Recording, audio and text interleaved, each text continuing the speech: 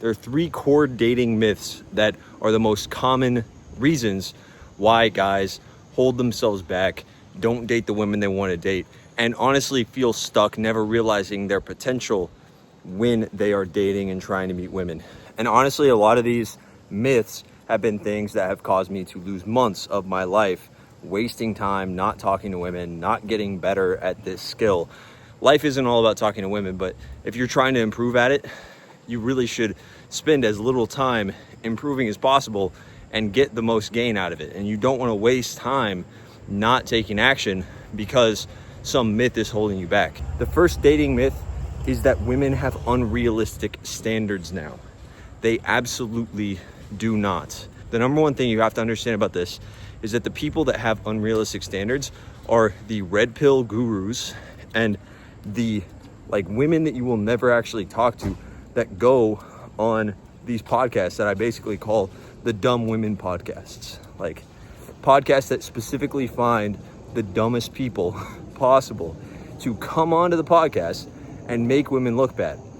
These are not real people. If you go outside, you talk to people, there's a lot of very normal girls that do not have unrealistic standards.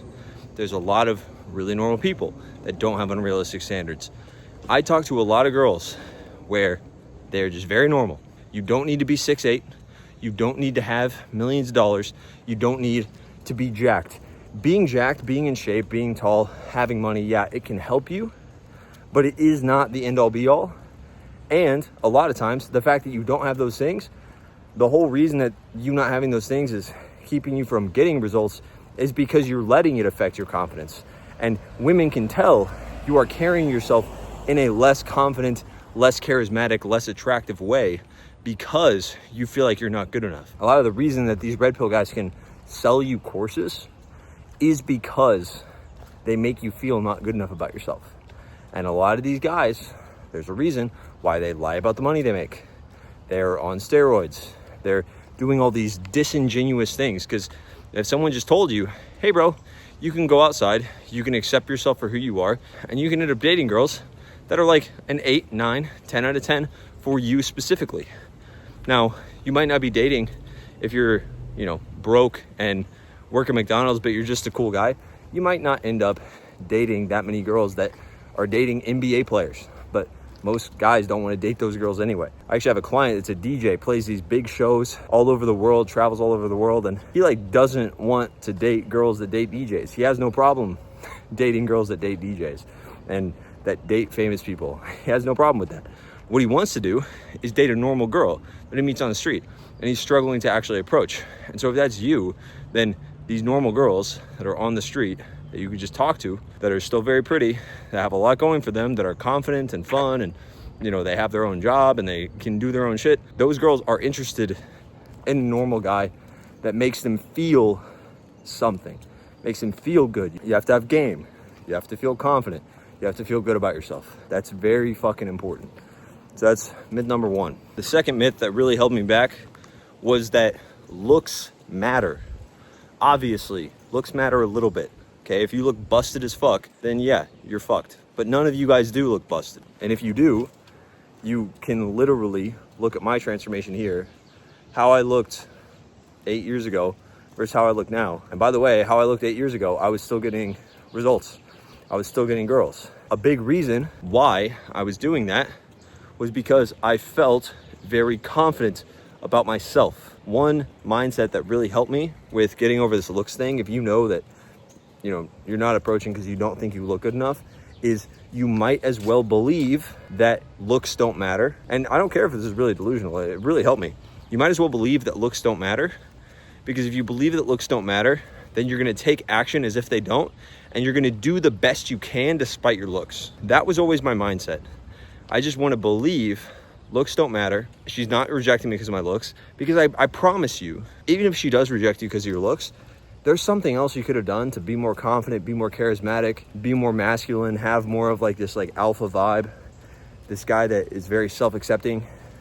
I promise you could absolutely have that. One of the greatest things I've ever learned when it comes to approaching women and talking to women is the guy that feels the best about himself is the guy that women feel the best about. And how a woman feels about you is the primary indicator of whether or not she is going to be attracted to you in the first place. A girl needs to feel good about you and feel like you feel good about yourself. This is why girls test you. Oh wait, you're too short. It's not because you're too short. It's because she wants to see if this guy gets called short, is he going to be a little bitch about it? Most of the time, the guy is a little bitch about it. But if the guy goes, the fuck do you mean you love me? And just doesn't care, then he's fine.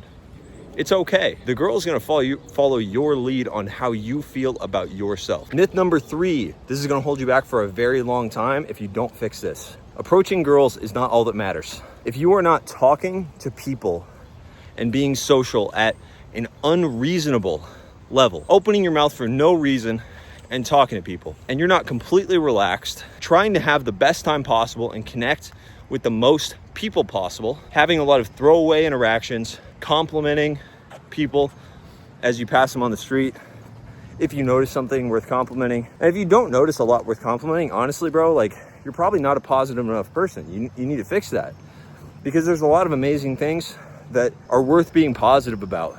But if you're stuck in these first couple mindsets of like the red pill, black pill shit, then it's like, dude, you're probably just gonna be a fucking downer, be negative as fuck, judgmental, comparative, and you're gonna be stuck in this mindset of like comparing yourself to other people.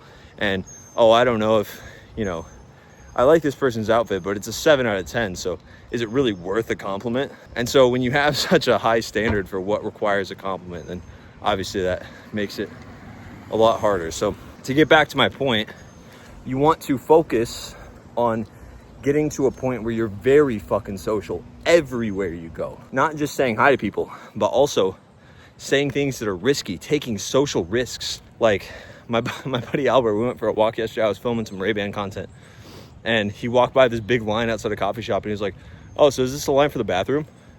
And like a bunch of people looked at him because he thought it was a funny joke. And a bunch of people looked at him like, but then a couple people laughed, and it was funny. It was funny. It was fine. But the fact that he made the joke is what matters. Taking social risks, doing things that could make you look stupid, but you want to say them, so you fucking say them. One of the best things you can do if you want to get good with women is to care more about the actions you take in expressing yourself than you care about anything else. That's one of the first things I do inside my coaching program.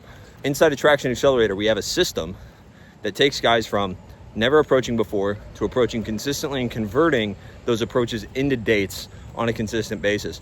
And the first phase is taking guys from stuck in their head and overthinking to socially fearless, and actually getting them to the point where they're very fucking expressive and they talk to people more often than not. They take a lot of risks and they're able to do very ballsy shit that most guys wouldn't be able to do. That is the first level of transformation. So that's the first level. That's the first step. And I can honestly make a whole video on how to actually do that for yourself. Let me know down in the comments if you want that.